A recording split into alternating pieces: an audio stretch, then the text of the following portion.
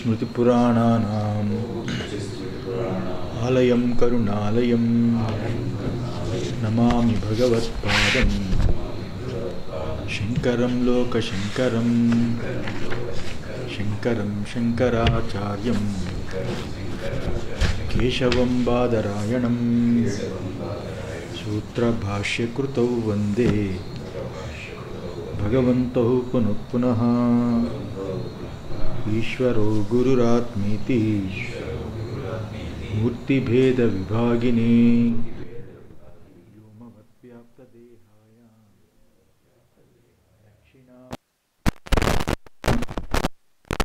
वसुदेवसुतं देवं कंसचाणूरमर्दनं देवकी परमानन्दं कृष्णं वन्दे जगद्गुरुं श्रीकृष्णपरब्रह्मणे नमः। प्रकृतिं स्वामविष्टभ्य विसृजामि पुनः पुनः भूतग्राममिमं कृत्स्नम् अवसंप्रकृतेर्वसात् न च मां तानि कर्माणि निबध्नन्ति धनञ्जया उदासीनवदासीनं असक्तं तेषु कर्मसु मयाध्यक्षेण प्रकृतिः सूयते सचराचरं हेतुनानेन कौन्तेय जगद्विपरिवर्तते अभिजानन्ति मां मूढाः मानुषीं तनुमाश्रितं परं भावमजानन्तो मम भूतमहेश्वरं मोघासमोघकर्माणो मोघज्ञानाविचेतसः राक्षसीमासुरीं चैव प्रकृतिं मोहिनीं श्रिताः मोघासमोघकर्माणो मोघज्ञानविचेतसः राक्षसीमासुरीं चैव प्रकृतिं मोहिनीं श्रिताः। 10వ శ్లోకం వరకు నిరుపాధికమైన తత్వాన్ని చూపించాడు. మయాధ్యక్షేణ అని నిరుపాధికమైన తత్వాన్ని చూపించాడు. 11వ అధ్యాయంలో సాకారమైన రూపాన్ని, సగుణ రూపాన్ని చెప్పడానికి ముందుగా లోకులు ఏ రకంగా భగవంతుడి యొక్క తత్వాన్ని ఏ రకంగా తెలుసుకుంటున్నారు, లోకులు అంటే అజ్ఞానులు, అవివేకులు ఎవరైతే ఉన్నారో అలాంటి పరతత్వమైన ఆ స్వరూపమైన ఆ పరమాత్మ యొక్క తత్వాన్ని తెలియని వాళ్ళు ఏ రకంగా అనుకుంటున్నారనే విషయాన్ని ఈ యొక్క 11వ శ్లోకంలో చూపించాడు. అంటే భగవంతుడే, ఆ పరమాత్మయే సర్వ జగత్తు యొక్క సృష్టి స్థితి లయాలు చేస్తున్నాడు అనే విషయాన్ని గ్రహించలేకపోతున్నారు. అతడు ప్రాకృతమైన వైష్ణవీమాయ వశపరుచుకొని సత్వరజస్తమో గుణములతో కూడుకున్న త్రిగుణాత్మకమైన వైష్ణవీమాయని ఆయన వశపరుచుకొని లోకోపకారాన్ని చేయడానికి కృష్ణ రామాది అవతారాల్ని ధరించి మానవుడి వలె కనిపించాడనే విషయాన్ని వాళ్ళు గ్రహించలేకపోతున్నారు. ఏ రకంగా అయితే సమస్త ప్రాణులు కూడా శుక్ల శోణితుల వలన కలయిక చేత పుట్టిన ప్రాణులైతే అవతారమూర్తి అయిన ఆ పరమాత్మ దుష్ట శిక్షణ శిష్ట రక్షణార్థము అయిన ఈ రకమైన శుక్ల శోణితుల కలయిక చేత కాక శ్రీకృష్ణుడు అలాగే శ్రీరాముడు ఇత్యాదులు వాళ్ళు చెప్పి పుట్టారు. వాళ్ళు శరీరాన్ని ధరించడానికి వచ్చిన వాళ్ళు, మనం ప్రారబ్ధాన్ని అనుభవించడానికి వచ్చిన వాళ్ళం. వాళ్ళు ప్రారబ్ధం లేకపోయినా వాళ్ళు తత్వజ్ఞానాన్ని తెలియచేయడానికి, ధర్మాన్ని నిలబెట్టడానికి వచ్చిన అవతారము, అందువల్ల వాళ్ళ మానవుల వలె వాళ్ళు కనిపిస్తారు. అప్పుడు కూడా అతనికి శరీరం యందు నేను అనే బుద్ధి ఉండదు. నిజంగా వాళ్ళ శరీరాన్ని పొందినప్పటికీ ఈ శరీరము నేను అనే బుద్ధి ఉండదు. కాబట్టి రాముడి యొక్క చరిత్ర చూసినా, కృష్ణుడి యొక్క చరిత్ర చూసినా వాళ్ళ యొక్క శారీరక వాంఛతో కూడుకున్న ఆశలు, రెమ్మలు, కొమ్మలు, ఏ రకమైన భావాలు లేనివాళ్ళు, నేను అని శరీరంతో తాదాత్మ్యం చెంది ఉన్నవాళ్ళు కాదు. రాజ్యాన్ని వదిలిపెట్టి 14 సంవత్సరాలు అరణ్యవాసం చేసిన ఆ శరీరం మోహం చేత తాదాత్మ్యం చెంది మళ్ళా తిరిగి వెళ్ళిపోవాలని అనుకోలేదు. ధర్మాన్ని పాటించి చూపించింది ఆ పాత్ర. అలాగే కృష్ణుడు కూడా ఎన్ని యుద్ధాలు చేసి ఎంతమందిని సంవరించినా, రాక్షస రాజుని సంవరించినా దేనికి ఆయన రాజు కావాలని ఇచ్చగించలేదు. అందులో శరీరంలో నేను అనే బుద్ధి ఉన్నవాళ్ళు కాదు. ఈ రకంగా ఆ శరీరాలన్నిటికీ వాళ్ళ యొక్క స్వరూపం ఏమిటి, వాళ్ళ యొక్క స్వరూపమైన తత్వం ఏమిటి, సర్వ శరీరాలకి సాక్షి అయిన పరమాత్మ వాళ్ళ యొక్క స్వరూపం. ఆ స్వరూపంతో వాడు, ఆ స్వరూపంతో ఆ పరమాత్మ ఆ రకంగా ఆ స్వరూపంతో ఆ పరమాత్మ ఈ శరీరంలో నేనుగా కనిపిస్తున్నాడు.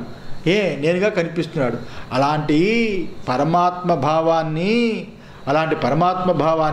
అంటే ఆ పరభావం పరమాత్మ భావం, ఆ పరభావాన్ని శరీరమే నేననుకునే మనం ఎలా పొందగలము, ఎలా తెలుసుకోగలము? ఎందుకంటే శరీరము ఏదైతే ఉన్నదో, శరీరము అనే దానికి నేననే బుద్ధి లేనివాడు, తాను పరమాత్మ సర్వ శరీరాలకి సాక్షినే తత్వముతో కూడుకున్నవాడు, లోకాన్ని ఉద్ధరించడానికని ఒక శరీరాన్ని ధరించినవాడు. అలాంటి ఆయన లోపట ఉన్న తత్వాన్ని, ఆ పరభావాన్ని, ఆ యొక్క పరమాత్మ యొక్క తత్వాన్ని ఒకవేళ కృష్ణుడిగా అవతరించిన, రాముడిగా అవతరించిన ఆ అవతారమూర్తుల యొక్క లోపట ఉన్న పరభావతత్వాన్ని నేను అనుకున్న మనము అతన్ని ఎలా తెలియగలము, ఎలా తెలుసుకుంటాము? తెలుసుకోవాలి. ఎందుకంటే మనది చాలా కుంచితమైన, చాలా పరిచ్ఛిన్నమైన ఈ ఉపాధితో కూడుకుని నేను అనుకున్నాము. దేహమే నేను అనుకున్నాము, లేకపోతే దేహము లోపట ఉన్న జీవుడు నేను అనుకున్నాం. ఇంతకంటే మనకి జ్ఞానం లేదు. కానీ రెండింటినీ వదిలిపెట్టి ఆయన హృదయంలో ఉన్న పరతత్వం, సర్వ శరీరాలకి సాక్షితత్వమైన ఆ పరతత్వాన్ని ఈ పరిచ్ఛిన్నమైన భావంతో కూడుకున్న మనము ఎలా తెలుసుకోగలము? అందువలన మూఢులైన వాళ్ళు ఎవరైతే ఉన్నారో, మహాభారతంలో చూపించినట్లుగా దుర్యోధనుడు, కంసుడు ఇత్యాదులు ఎవరైతే ఉన్నారో అలాంటి వాళ్ళు శ్రీకృష్ణుడు తమలాగే అతను ఒక మానవుడు, మామూలు ఒక పురుషుడు, ఒక రాజుడు కొడుకు అని ఈ రకంగా అనుకున్నారే తప్ప అతన్ని తత్వాన్ని గ్రహించలేకపోయారు. అనేక విధాలు అతన్ని దూషించారు. నన్ను తిరస్కరించాను అన్నాడు కదా, నన్ను అనేక రకాలుగా, అనేక విధాలుగా నన్ను ఈ దుర్యోధనుడు, కంసుడు ఇత్యాదులు నన్ను దూషించారు. అందువల్ల సర్వ జగత్తే పరమాత్మ రూపము. అసలు యొక్క ఆ భగవంతుడైన శ్రీకృష్ణ భగవానుడు అర్జునుడికి యుద్ధరంగంలో నించోపెట్టి చెబుతున్న సమకాలంలో అంత నానాత్మంతో కూడుకున్న, గందరగోళంతో కూడుకున్న ఆ మహాక్షేత్రంలో, ఆ క్షేత్రంలో నించోపెట్టి ఆ జ్ఞానాన్ని ఉపదేశిస్తున్నాడంటే ఎంత ప్రశాంతమైన, శాంతమైన స్వరూపమో అర్థం చేసుకోవాలి. అంటే పరమాత్మ యొక్క తత్వము, ఆ గందరగోళము, ఆ నానాత్వంతో కూడుకున్న ఆ రకమైన ఏదైతే ఉన్నదో యుద్ధరంగంలో ఉన్న ఆ బీభత్సం ఏమీ ఆయన యందు ఏమీ కూడా తాకలేదు, స్పర్శ లేదు. సర్వము ఆయన నుండే ఉత్పన్నమైన సృష్టి, స్థితి, లయాలు ఏవైతే ఉన్నాయో ఆయన ఏం చేస్తుంది, ఆయన్నేం మింగేస్తుంది? ఆయనకి దేని యందు ఆ యొక్క విఘాతము కలగలేదు. కాబట్టి ఆయన స్వరూపమైన చింతన యందు అలాంటి సర్వ జగత్తే ఆయన యొక్క స్వరూపమే ఉన్నది. కాబట్టి అయినప్పటికీ తాను ఎక్కడ ఉన్నాడో అలా ఉన్నప్పటికీ, ఆ రకంగా ఉన్నప్పటికీ ఆయన తత్వము అప్పుడప్పుడు ఆయన అలా ప్రకటన చేస్తున్నప్పటికీ తాను ఎక్కడ ఉన్నాడో జనులకి తెలియదు. కేవలము శరీరాన్ని ఆరాధిస్తున్నారు కానీ శరీరము లోపట ఉన్న ఆ పరతత్వం ఏదైతే ఉందో, పరభావం ఏదైతే ఉన్నదో దానిని తెలుసుకోవడానికి ఏ సాధకులు కానీ, ఏ ప్రజలు కానీ, ప్రాణులు కానీ ఎవరు ప్రయత్నం చేయటం లేదు. సర్వవ్యాపకుడైన, పరిచ్ఛిన్నమైన, సర్వవ్యాపకుడైనప్పటికీ పరిచ్ఛిన్నుడైనప్పటికీ మానుష శరీరం ధరించి వచ్చి జనులని ప్రజలని అనుగ్రహించడానికి వచ్చిన అవతారమై ఉన్నాను నేను.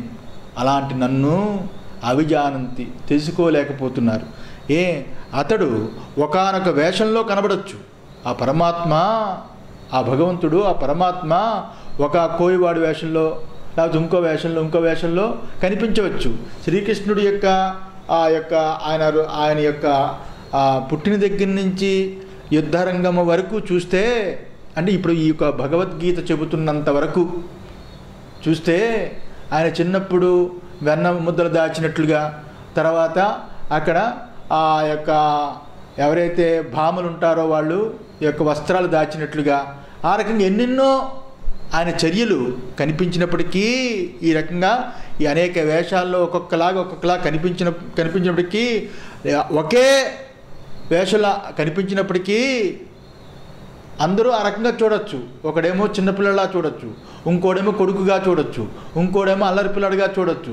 ఈ రకంగా అనేక రకాలుగా నన్ను చూసి నన్ను తిరస్కరించారు. నా యొక్క వైభవాన్ని, నా యొక్క విభూతిని చూడలేకపోయారు. ఇలాగా ఒక ధనికుడి రూపకంగానో ఒక మహాత్ముడి రూపకంగానో అయినా కనిపించవచ్చు. శ్రీకృష్ణ భగవానుడు మహాభారతంలో ఒక్కడి మారువేషంలో మహాత్ముడిగా కనిపించాడు.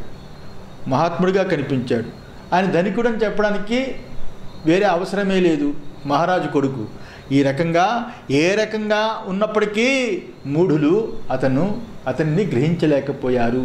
ఎవ్వరు కూడా మహాభారతం మొత్తం చరిత్ర చదివితే, భీష్మాదులు ఇలాంటి వేళ్లతో లెక్క పెడితే తప్ప ఆయన ఎవ్వరూ గుర్తించలేదు. అది చాలా గొప్పతనం.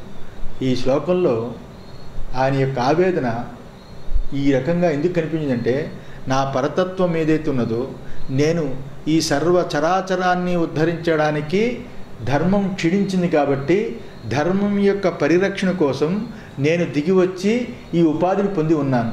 అయినప్పటికీ నా తత్వాన్ని తెలుసుకోలేకపోయారు. దుర్మార్గులు నేను దుర్మార్గుని అనుకున్నారు. సన్మార్గులు నేను వాళ్ళకి సలహాలు ఇచ్చే సలహాల మనిషిగా అనుకున్నారు.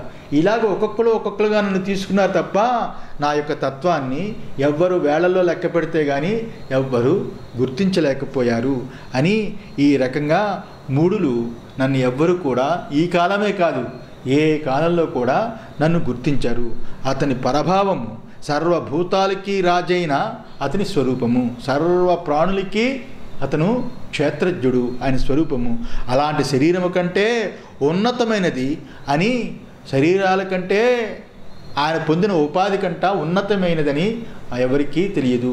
ఇందులో శరీరము పంచభూతములతో కూడుకున్నది. పంచభూతములు గాలిని కోరుతుంది, నీరుని కోరుతుంది, అన్నాన్ని కోరుతుంది, ఆ మూత్రపురుషాలతో కూడుకుని ఉంటుంది. ఇలాగా ఎవరు ఏ శరీరాన్ని ధరించినా ఉచ్చ నీచములతో కూడుకుని భూతముల తాలూకా వాటిని కోరుకునే ఉంటుంది. అది కృష్ణుడి శరీరం కావచ్చు, సామాన్యుడి శరీరం కావచ్చు. శరీరం అంటేనే భూతములతో కూడుకున్నది. భూతములంటేనే భూతములతో తయారైన బయట విషయాలను కోరుకునేది. అది మూత్రపురుషములతో కూడుకున్నది. ఇలాంటి అంత శుద్ధమైన పరిశుద్ధమైన పరమాత్మ అలాంటి మూత్రపురుషములతో కూడుకున్న శరీరాన్ని ధరించినప్పటికీ ఆయన మాత్రము ఆ శరీరంతో నేను అనే భావం లేకుండా మనలాగా ఈ శరీరమే నేను అనుకుంటాము. అలాంటి శరీరమే నేనని భావం లేకపోయినా ఆ శరీరం కంటే ఉన్నతమైన స్వరూపంతో ఆయన నిలిచి ఉన్నా ఎవ్వరు ఆ ఉన్నతమైన స్థానాన్ని ఎవరు గ్రహించరు, తెలుసుకోరు. దీనికి వారికన్నా దీనికి కారణం ఏమిటి? ఎందువల్ల తెలుసుకోలేకపోతున్నారు అంటే వారికి ఉన్న శరీరాభిమానమే కారణము. వాళ్ళకి ఉన్న శరీరాభిమానం ఏమిటి? ఈ శరీరమే నేను, ఈ ఇంద్రియాలు నా సొత్తు, ఈ శరీరంతో నేను ఏమైనా చేయగలను, ఈ శరీరము ఏదైతే ఉన్నదో ఇది సర్వము నా యొక్క స్వరూపము అని ఎవరైతే శరీరమే నేననే అభిమానం ఉంటారో ఆటోమేటిక్గా వాళ్ళ దృష్టి కూడా పరాయవాడి శరీరము అది శరీరంతో కూడుకున్నవాడే నాలాగా అనుకుంటాడే కానీ, నాలాగే శరీరంతో కూడుకున్నవాడు అనుకుంటాడే కానీ వాడి శరీరము లోపట ఉన్న పరతత్వమై ఉన్నవాడు, పరతత్వముతో లోపట ప్రకాశిస్తున్నాడు అని శరీరాన్ని వాడు ధరించాడు కానీ నాలాగే శరీరము ప్రారంభం చేత పుట్టించుకోలేదు. ప్రారబ్ధము, సంచితము, ఆగామి, ఆ కర్మల చేత నా శరీరం పుట్టింది. వాడి శరీరం సంచితము, ప్రారబ్ధము, ఆగామి లేకుండా శరీరాన్ని ధరించిన వాడనే విషయాన్ని అతను ఎవరు కూడా గ్రహించరు. అందులో పరమాత్మ శరీరి అయి వచ్చినా తమవలే పరమాత్మ శరీరమే ధరించి వచ్చినా అందులో అందరూ కూడా వాడిలాగే శరీరము ఉన్నవాడని భావిస్తున్నారు. నిరాకారుడైనప్పటికీ అతడు లేనని అంటారు. ఎవరైనా నిరాకారుడు, పరమాత్మ నిరాకారుడు, ఆయన ఆకారం లేనివాడు, ఆయనకి ఏ రకమైన ఉపాధులు లేనివాడు, సర్వ ఉపాధులకి ఆవల ఉన్నవాడు, నిరాకారం అంటే లేనివాడు అని అంటారు. ఆకారంతో ఉన్నవాడంటే మళ్ళాంటి వాడే అంటారు. అది ఈ యొక్క సమాజం యొక్క వ్యవహారము. ఆకారంతో కూడుకున్నవాడంటే మళ్ళాంటి వాడే, ఏడు గొప్ప, అందరూ సమానమే అంటారు. ఆకారం లేనివాడు నిరాకారం అంటే అతను లేనే లేడు. నిరాకారం అంటే కంటికి కనిపించదు, మనసుకు తోచదు, అందువల్ల అతను లేనే లేడు అని అంటారు. ఇదే మూఢుల యొక్క మూఢత్వము. నిరాకారం అనే పదాన్ని డెప్త్ చూడరు, సాకారం అనే పదాన్ని డెప్త్ చూడరు. రెండూ చూడకుండా సాకారం అంటే మనలాంటి వాడు, నిరాకారం అంటే లేనే లేడని ఈ రకంగా మూఢులు అనుకునే మూఢత్వము ఈ రకంగా ఉంటుంది. అందువల్ల పరమార్థతత్వమై ఉన్న భగవంతుడు, ఆ పరమాత్మతత్వమై ఉన్న పరమాత్మ తన స్వరూపము చెక్కు చెదరకుండా ఆ రకంగానే ఉండి జగద్రూపకంగా కనిపిస్తున్నాడు. ఆ పరమాత్మ యొక్క వైభవం ఎంత గొప్పది అంటే తాను ఏమాత్రము కదలకుండా అచలంగా ఉండి అజముగా ఉండి జగద్రూపకంగా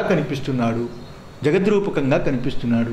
మామూలు జాగ్రత్త అవస్థలో జరిగిన చిన్న సంఘటనే చాలు దానికి ఉపమానం. ఎవరికైనా అర్థం చేయాలంటే ఆ తాడు అనేది తాడు యొక్క స్వరూపం చెక్కు చెదరకుండా అది పాముగా ఏ రకంగా మనకి కనిపిస్తుందో ఆ రకంగా స్వరూపమైన ఆ పరమాత్మ అలాగా ఆ అజమైన ఆ పరమాత్మ ఆయన జగద్రూపకంగా ఆయన కనిపిస్తున్నాడు. ఆ యొక్క చెక్కు కదలని అచలమైన పాము తాడు చలనంతో కూడుకున్న పాము వలె ఎలాగైతే కనిపిస్తుందో అలాగే అచలమైన అజమైన ఆయన తత్వము జగద్రూపకంగా కనిపిస్తున్నది. ఇలాంటి అతడు తన స్వరూపం యందే ఉండి మానవ రూపాన్ని ధరించి అవతరిస్తూ ఉంటాడు. అలాంటి అవతారంలో నా అవతారము కృష్ణావతారము, ఈ మహాభారతము సంగ్రామాన్ని చూపించడానికి వచ్చిన అవతారము కృష్ణావతారము. అలాంటి మానవ రూపాల్లో ధరించి అవతరించాను. ఆ ఆకాశము తానున్నట్లే ఉండి నా అవతారం యొక్క స్వరూపం ఎలాంటిదంటే మహాకాశము తానున్నట్లే ఉండి ఘటాకాశము మఠాకాశంగా కనిపించినట్లు ఆ భగవంతుడు తనకు తానుగానే ఉండి ఆకాశము తానుగానే ఉండి అక్కడ ఘటాకాశంగా మఠాకాశంగా అనిపిస్తుంది. ఇప్పుడు ఇక్కడ ఎన్నో ఇళ్ళు కడుతున్నారు. అన్ని ఇళ్ళు కడుతుంటే అయ్యో నన్ను ముక్కలు చేస్తున్నారే అని ఆకాశం ఏడుస్తుందా? ఎన్ని ఇళ్ళు కట్టినా ఆకాశం అన్నిటికీ అవకాశాన్ని ఇస్తుంది. ఎన్ని ఉపాధులతో కుండలు, బాణలు, పిడతలు, వస్తువులు ఇవి అవి ఎన్ని తయారు చేసినా ఆకాశం అన్నిటికీ అవకాశాన్ని ఇస్తుంది. ఎందుకు? దానికి ప్రేమ, దయ, జాలి, చెడు, మంచి ఏ రకమైన నామరూపాలతో కూడుకున్న భావాలు లేనిది. మరి ఏమిటి అలాగా అంటే ఆకాశములో ఎన్ని ఉపాధులు వస్తున్నా అన్ని ఉపాధులు ఏవైతే ఉన్నాయో అన్ని ఉపాధులకి అవకాశాన్ని ఇచ్చి ఉన్నది ఆకాశం. ఎన్ని ఉపాధులు వచ్చినా దానివల్ల దానికి ఏ రకమైన కష్టము లేదు, స్పర్శయే లేదు. ఆకాశంలో ఇళ్ళు కట్టుకోవచ్చు, మఠాలు కట్టచ్చు, కొండలు, బాణలు, పిడతలు ఇలాంటి వస్తువులు తయారవచ్చు, ఎన్నైనా తవ్వచ్చు. ఆకాశంలో తయారయ్యి ఆకాశంలో నిలిచి ఆకాశంలో అణిగిపోయే నామరూపాలతో కూడుకున్న వికారాలవి. సర్వ వికారాలకి అది ఆస్పదమై ఉన్నది. అది తెలియక అజ్ఞానులు అవిద్య చేత నా ఆకాశ స్వరూపాన్ని ఏ రకంగా ఆ ఘటాకాశంగా మఠాకాశంలో అందులో ఆకాశం దూరినట్టుగా అది మొక్కలైనట్లుగా ఏ రకంగా అనుకుంటారో ఆ రకంగా ఒక ఉపాధి నేను ధరిస్తే నేనేదో అంత గొప్పవాడిని పరిచ్ఛిన్నమైన ఈ ఉపాధిలో దూరిపోయాను అనుకుంటున్నారు. నా స్వరూపము ఈ పరిచ్ఛిన్నమైన ఈ కృష్ణ అనే పరిచ్ఛిన్నమైన శరీరాన్ని పొందినప్పటికీ లోపట బయట అంతటా ఉన్న తత్వమని ఎవరికి తెలియదు, అది ఎవరికీ తెలియదు అని ఈ రకంగా చెబుతూ అతడు సర్వభూతాలకి మహేశ్వరుడు. మమ భూత మహేశ్వరం అని చివరిలో చెప్పాడు. సర్వభూతాలకి మహేశ్వరుడు. అంటే పంచభూతాలకి, సర్వభూతాలకి అంటే పంచభూతాలకి. పంచభూతం అంటే బ్రహ్మాది స్తంభ పర్యంతము అన్నీ పంచభూతములతో తయారైనవే. పంచభూతములతో తయారైనవి. పంచభూతములు ఎలా తయారయ్యి? త్రిగుణాల చేత తయారయ్యాయి. సత్వము, రజము, తమో గుణము. సత్వరజస్తమో గుణములతో పంచభూతాలు వచ్చాయి. పంచభూతాలు సత్వరజస్తమో గుణాలతో వస్తే బ్రహ్మము ఏ భూతంతో ఉన్నాడు? బ్రహ్మం ఏ భూతంతో? తేజోమయమైన భూతంతో ఉన్నాడు. తేజోమయ భూతంతో ఉన్నాడు. సత్వగుణంతో కూడుకుని ఉన్నాడు. సత్వగుణంతో తేజోమయంతో కూడుకుని ఉన్నాడు. మనమందరం కూడా పంచభూతముల యొక్క మిశ్రమం చేత కూడుకుని ఉన్నాము. మనం 3 గుణాలతో కూడుకుని ఉన్నాము. ఆయనకు ఒకటే గుణం, శుద్ధ సత్వం. రజోగుణము తమో గుణము లేనివాడు. అతను తేజోమయమైన తేజస్సుతో కూడుకున్న శరీరాన్ని పొందినవాడు. అలాంటి తేజోమయమైన శుద్ధ సత్వంతో కూడుకున్న బ్రహ్మ మొదలుకొని గడ్డిపోచ పంచభూతముల యొక్క కలయిక చేత, ఆ కలుషితం చేత పుట్టిన గడ్డిపోచ వరకు సర్వము ఆ బ్రహ్మాది స్తంభ పర్యంతము సకల భూతాలకి ఆయన పరమాత్మై ఉన్నవాడు, సాక్షి అయి ఉన్నవాడు. అయినా మూఢులు ఆ మహానుభావుడు ఆ పరమాత్మని, ఆ యొక్క నిజతత్వాన్ని, ఆ పరమాత్మ యొక్క తత్వాన్ని తిరస్కరిస్తున్నారు. ఎవరైనా జ్ఞానాన్ని ఉపదేశించాలంటే ఆకాశంలో చప్పట్లు కొడితే డబ్బులు ఎలా రాలవో, ఆకాశవాణి చెబితే జ్ఞానం కలగదు. ఆకాశంలో ఆ మాటలు వస్తే అవి జ్ఞానం కలగదు. ఆకాశం నుంచి రావు జ్ఞానము, ఉపాధి నుంచి వస్తాయి. ఉపాధి నుంచి ఆకాశానికి నోరు లేదు. ఇప్పుడు ఏదో అంతర్వాణి చెప్పిందని పురాణాల్లో వాటిలో వింటూ ఉంటాము, అది కథలు. ఆకాశానికి గొంతుకుండదు, వాక్కు లేదు. ఆకాశవాణి ఆకాశం చెప్పింది, ఆకాశవాణి చెప్పింది అంటే దానికి నోరు లేదు, కన్ను లేదు, ముక్కు లేదు, నిరవయవం, అవయవరహితం, నిరాకారం. అలాంటి ఆకాశానికి కూడా వ్యాపకమైన పరమాత్మ. మరి ఆకాశం నుంచి ఆకాశవాణి వినిపించింది అంటే ప్రజలు నమ్ముతారు. అదే మరి దానికి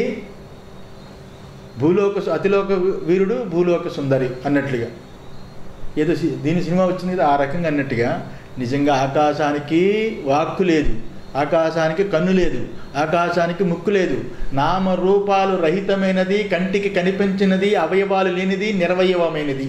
అలాంటి ఆకాశము ఏ రకంగా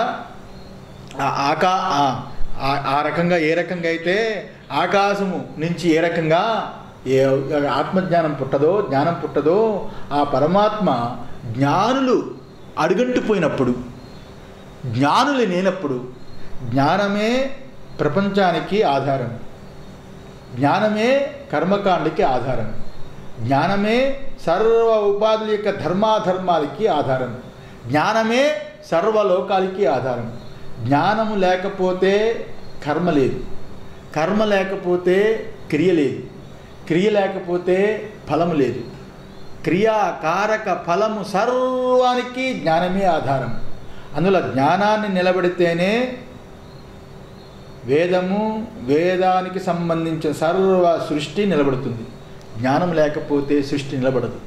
అందువల్ల ద్వాపర యుగంలో పూర్తిగా అజ్ఞానంతో కూడుకున్న వ్యవహారం అంతా చెడిపోయి ఉన్నది. కాబట్టి ద్రౌపది లాంటి సాధ్వి ఎవరైతే ఉన్నారో వీరు వారు అని చూడకుండా మొత్తం సభలో ఆ రకంగా పరాభం చేయడానికి ప్రయత్నం చేసినప్పుడు సమాజమంతా చెడిపోయిందని ఉద్దేశం చేత ఇప్పుడు జ్ఞానాన్ని చెప్పాలి, జ్ఞానము చేతనే ధర్మము నిలబడుతుందనే ఉద్దేశం చేత అర్జునుడికి ధర్మమంతటినీ తెలిసినప్పటికీ, ఆ యొక్క పరమశివుడు లాంటి వాళ్ళని దర్శనం చేసినప్పటికీ, ఉపాసన చేసి అవాత కవచాన్ని పొందినప్పటికీ ధర్మాన్ని చెప్పకుండా జ్ఞానము చేత లోకాన్ని నించోపెట్టాలని ఉద్దేశం చేత భగవంతుడు అంత యుద్ధరంగాన్ని పెట్టుకొని జ్ఞానాన్ని బోధించాడు. జ్ఞానం లేకపోతే సృష్టి లేదు.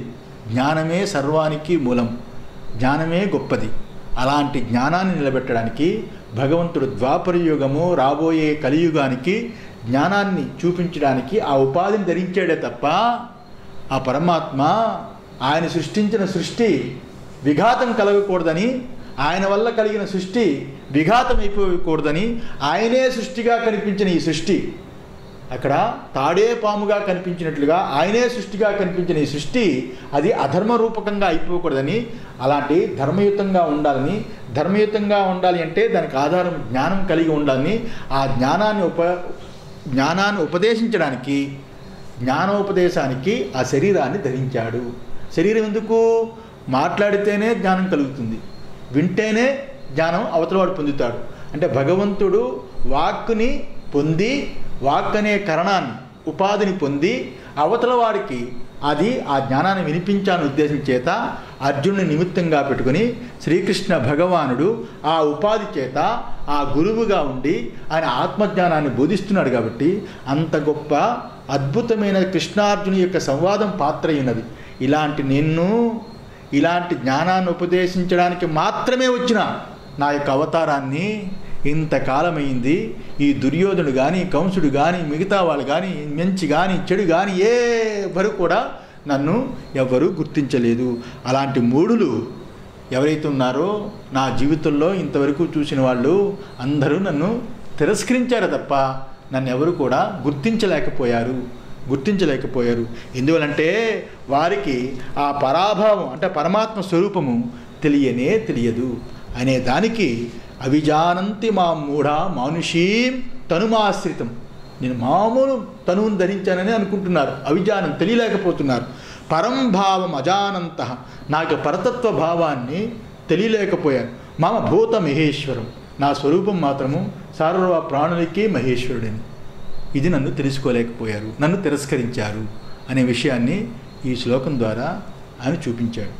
ఇప్పుడు మోఘాస మోఘకర్మాణో మోఘజ్ఞాన విచేతస రాక్షసీ మాసురీం చైవ ప్రకృతిం మోహినీం శ్రితాః అని. మోఘాస వృథా ఆసా ఆశిషో ఏషాం తే మోఘాస తథా మోఘకర్మణో యాని చ అగ్నిహోత్రాదీని తైః అనుష్ఠీయమానాని కర్మణి తాని చ తేషాం భగవత్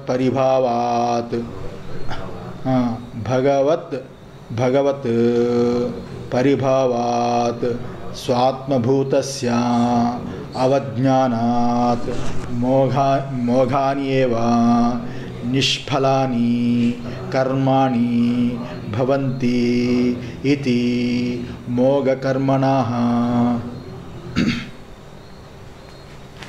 మోఘాస అని దాన్ని చెప్తున్నారు. మోఘాస వృథ ఆశ అని చెప్తున్నాడు. మోఘాస అంటే వ్యర్థమైన ఆశలు, వ్యర్థమైన కోరికలు అని అర్థం. వ్యర్థమైన కోరికలు అవి ఏషాంతే, వ్యర్థమైన కోరికలు ఏవైతే ఉన్నాయో అవి ఎవరికి ఉంటాయో అటువంటి వారు మోఘాస పరులు అని అర్థం.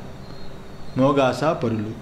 తథా మోఘకర్మణో యాని చ అగ్నిహోత్రాదీని తైః అనుష్ఠీయమానాని కర్మాణి. అలాగే మోఘకర్మలు, మోఘాస అంటే వ్యర్థమైన ఆశలు, కోరికలు ఎవరికైతే ఉంటాయో వాళ్ళు మోఘాసపరులు. ఆశలు కోరికలు వ్యర్థం ఏంటండి అంటే అవి తాత్కాలికమే కదా. మహా అయితే ఇంత విశాలమైన ప్రపంచంలో మన బతుకు 100 సంవత్సరాలు అనుకోండి. 100 సంవత్సరాలు ఎన్ని ఆశలు వస్తేనేమి మోఘాస వ్యర్థమే. మళ్ళా శరీరాన్ని వదిలిపెట్టి పోక తప్పదు. మిగిలేదేంటి? దాని వాసన, ఆశ యొక్క వాసన, ఆ చిత్త వృత్తి ఉండిపోతుంది తప్ప ఆ వస్తువు పట్టుకొని వెళ్ళడానికి అవ్వదు. అందువల్ల చిత్తవృత్తి ఆశ అనే దానిని సంచితంగా వృత్తిగా ఏర్పరచుకొని మళ్ళా ఇంకొక జన్మకి హేతు అయిపోతుంది ఆశ, కోరిక. అదే బుద్ధ భగవానుడు చెప్తాడు, కోరికలే జన్మకి కారణము, కోరికలే జన్మకి కారణము. అందులో కోరికలు తీసేస్తే జన్మరాహిత్యము, నిర్వాణము అని మహానుభావుడు చెప్పాడు. అది కోరికలే అన్నిటికీ కారణమై ఉన్నది. సమస్త కోరికలు తొలగిస్తే జన్మరాహిత్యము. అదే అక్కడ చిత్తమే అన్నిటికీ కారణం. చిత్తంలో అన్ని కోరికలు, సమస్త ఆశలు, కోరికలు సర్వాన్ని తొలగించేసి చిత్తాన్ని శూన్యం చేస్తే మోక్షము, నిర్వాణమని అని చెప్పాడు. అది చాలా గొప్ప విషయం. ఎందుకంటే పరమాత్మ బౌద్ధుడా అదని కాదు, అది సాధన చాలా గొప్పది. అద్భుతంగా ఆ విషయాన్ని చెప్పాడు. అందులో ఎందువల్ల ఆ చిత్తవృత్తే ఇంకొక జన్మకి హేతు అవుతుంది. అదే బుద్ధుడు కూడా చెప్పాడు. ఆ చిత్తవృత్తే ఇంకొక జన్మకి కారణమవుతుంది. చిత్తమే జన్మలకి కారణం. ఆ చిత్తంలో విషయాలు తీసేస్తే చిత్తం శూన్యం అయిపోతుంది, విషయాలు లేకుండా అయిపోతుంది. చిత్తం తర్వాత పరమాత్మ ఉందా, ఆత్మ ఉందా, చైతన్యం ఉందని తర్వాత విషయం. సాధకుడు మాత్రము బుద్ధుడు చెప్పిన విషయాన్ని మాత్రం తప్పక ఆచరించాల్సిందే. వేదాంతము జ్ఞానము అనేది రెండవది. వృత్తులు ఏవైతే ఉన్నాయో, ఆశలు కోరికలు ఏవైతే ఉన్నాయో వాటిని పూర్తిగా సమూలంగా తొలగించి వైరాగ్యము చేత జ్ఞానాన్ని పొందడం అనేది మన సబ్జెక్టు. అయితే చిత్తవృత్తులు ఏవైతే ఉన్నాయో, కోరికలు ఆశలు, వాటిని తొలగించుకోవడం అనేది తప్పక చేయాల్సిందే. అవి మోఘాస, అవి వ్యర్థమైన ఆశలు. అవి ఇంకొక జన్మకి వృత్తి రూపకంగా ఇంకొక జన్మకి ఏతవుతుందే తప్ప ఆశలు మాత్రము అవి ఎప్పటికీ నెరవేరేవి కాదు. ఇప్పుడు నెరవేరుతున్నట్టుగా ఉంటుంది కానీ వస్తువు దొరికి నెరవేరుతుంది, అయిపోయిందే, అమ్మయ్యా ఫ్రెష్ అయిపోయాం అనుకుంటాం. వృత్తి ఉండిపోతుంది. వృత్తి అనేది ఉండిపోతుంది. ఆ వృత్తి మనం తీయలేము. ఎక్కడ వృత్తులు ఉంటాయో ఆ వృత్తిని మనం తీయలేము. వృత్తి ద్వారా బయటికి వ్యక్తం అవుతుంది ఆ విషయం కావాలని. విషయం దొరికినప్పుడు అయిపోతుంది, కానీ వృత్తి లోపట ఉండిపోతుంది. మీరు చూసారో లేదో ఈ యొక్క దాని ల్యాప్టాప్. ఇప్పుడు ల్యాప్టాప్లో అన్నీ కూడా మనం చిప్పు పెట్టి అన్నీ రికార్డ్ చేస్తే అన్నీ లోపట ఉండిపోతాయి కదా. మనం తీసేసినప్పుడు అది వేస్ట్ బాక్స్లో పడిపోతుంటాయి. వేస్ట్ బాక్స్లో కూడా తీర్చేయాలి. అలాగా వృత్తులు లోపల ఉండిపోతాయి, విషయం బయటపోతుంది, అయిపోతుంది, కోరిక తీరిపోతుంది.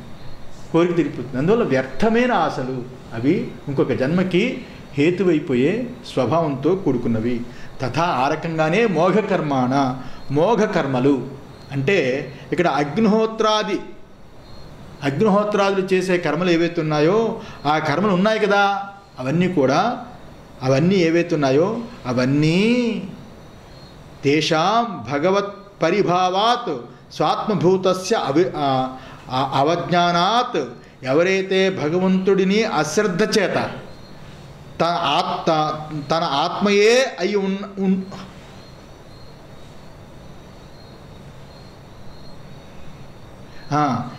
ఇది ఏవైతే అగ్నిహోత్రాది కర్మలు ఉన్నాయి కదా, అలాంటి అగ్నిహోత్రాది కర్మలు అవన్నీ కూడా భగవంతుణ్ణి అశ్రద్ధ చేసి ఆ కర్మల వల్ల వచ్చే లోకాలు, లోకాంతరాలు ఇత్యాది ఫలాల కోసం, కేవలము ఫలాల కోసం. అగ్నిహోత్రాది కర్మలు అంటే వాళ్ళని కాదు. ఇప్పుడు అగ్నిహోత్రాదులు లేవు కాబట్టి ఇప్పుడు భాష్యాన్ని మనం ఎలా తెప్పుకోవాలంటే మనం చేసే పూజలు, పునస్కారాలు, నోములు, వ్రతాలు, దేవాలయ దర్శనాలు, క్షేత్ర దర్శనాలు, అలాగే పుణ్య స్నానాలు, పుణ్యతిథులు, వారాలు, నక్షత్రాలు, పండగలు ఏవైతే మనం చేస్తున్నామో అవన్నీ కూడా మనము ఏవైతే చేస్తున్నామో ఏదో ఒక ఆశ కోసం, ఒక కోరిక కోసం, ఒక లోకం కోసం, ఏ లోకంలో సుఖం కోసం, అవన్నీ కూడా వ్యర్థమైన కర్మలు. అవి మిగిలిపోవు. ఆ కర్మలు కూడా మిగిలిపోవు, నిష్ఫలమైన కర్మలే అయి ఉన్నాయి. అందువల్ల మోఘకర్మలై ఉన్నాయి. తథా మోఘజ్ఞాన నిష్ఫల జ్ఞానమపి తేషాం నిష్ఫలం ఏవ స్యాత్. తథా ఆ రకంగానే మోఘజ్ఞాన మూడోది చెప్తున్నాడు. మోఘజ్ఞాన, మోఘకర్మణ అయింది, మోఘ ఆశ అయిపోయింది. ఇప్పుడు మోఘజ్ఞానం అంటే నిష్ఫలమైన జ్ఞానం. అదేంటే నిష్ఫలమైన జ్ఞానం ఉంటుందా? సజ్జనస్ వారు కొత్త పదం కనిపెట్టినట్టుగా తప్పు తెలివిలో తప్పు ఉంటుందా? తెలివి అంటే ఎరుక, తప్పు తెలివి అంటే తప్పుగా తెలుసుకోవడం అని అర్థం. అలాగా ఇక్కడ నిష్ఫల జ్ఞానం ఉంటుందా అంటే జ్ఞానమపి, వాళ్ళకి జ్ఞానము కలవాళ్ళు, అలా జ్ఞానం ఉన్నప్పటికీ తేషాం నిష్ఫలం ఏవా, వాళ్ళ జ్ఞానము నిష్ఫలమైనది. దీని గురించి వివరిస్తాను. ఆ జ్ఞానము నిష్ఫలమైనది. విచేతసో విగత వివేక చ తే భవంతి ఇది అభిప్రాయ. విచేతస అంటే విగత వివేక, విచేతస అంటే వివేకము లేకపోవడము, విగత వివేకం పోయినవాళ్ళు, వివేకము పోయినవాళ్ళు, తే భవంతి ఇది అభిప్రాయ. వివేకం పోయి ఉన్నవాళ్ళు విచేతస అని అర్థం. కించ తే భవంతి, మరి వాళ్ళందరూ మరి ఏమైపోతారు? కించ తే భవంతి, మరి వారు ఏమవుతారు? ఇలాంటి వాళ్ళందరూ మోఘాసాపరులు, మోఘకర్మతో కూడుకున్న వాళ్ళు, మోఘ జ్ఞానంతో కూడుకున్న వాళ్ళు, అలాగే విచేతసహ వివేకం లేనివాళ్ళు, వీళ్ళందరూ ఏమైపోతారు అంటే రాక్షసీం రక్షసాం ప్రకృతిం స్వభావం అసురం ఆసురం అసురాణాం చ ప్రకృతిం మోహినీం మోహకారీ దేహాత్మవాదినాం శ్రిత ఆశ్రితా చింది బింది పిబ స్యాత్ పరస్వం అపహర ఇతి ఏవ బదనశీలాః క్రూరకర్మణో భవంతి ఇత్యర్థః. అసూర్యా నామతే లోకా ఇది శృతేః. మరి ఏమండి, ఒక ధార్మికమైన ఆధ్యాత్మిక కర్మలు చేసిన వాళ్ళు కూడా ఎవరైతే ఉన్నారో వాళ్ళు ఇప్పుడే దాని యొక్క ఫలాన్ని కోరేస్తున్నారు. యూజ్ అండ్ త్రో, కర్మ చేసామంటే మన పని అయిపోవాలి, వదిలేస్తాం. అదే భావం ఇప్పుడు భారతదేశంలో బాగా పనిచేస్తుంది వైదిక ఆధ్యాత్మిక కర్మలు. అయితే పూర్వం అయితే కర్మలు ఏమైనా చేస్తే ప్రారబ్ధాన్ని పూర్వజన్మలో ఏదైతే సంచితం చేశామో ఆ సంచితాన్ని బట్టి, ఆ సంచితంలో ఉన్న దాన్ని బట్టి ప్రారబ్ధం అనిపించడానికి పుట్టాం. ప్రారబ్ధం భోగతో నశ్యేత్, ఇది పెద్ద సూత్రం పూర్వీకులు మనం చెప్పేవారు. మనకి ఎన్ని కష్టాలు వచ్చినా ఏ వచ్చినా అది భోగిస్తే కానీ అది నశించిపోదు. భోగతో నశ్యేత్, అది భోగం చేత పోవాల్సిందే కానీ ఆ కర్మని ఎవ్వరూ తప్పించలేరు. కానీ ఈరోజు ఇతర మతాలు, విదేశీయుల యొక్క పోకడ ఇవన్నీ అవడం చేత మనకి బాగా ఏమిటి, ఈరోజు లలితా సహస్రం చేస్తే, లేకపోతే ఈరోజు విష్ణు సహస్రం చేస్తే, లేకపోతే ఈరోజు ఏదో హోమం చేస్తే, ఈరోజు ఏదో జపం చేస్తే మనకి ఈరోజు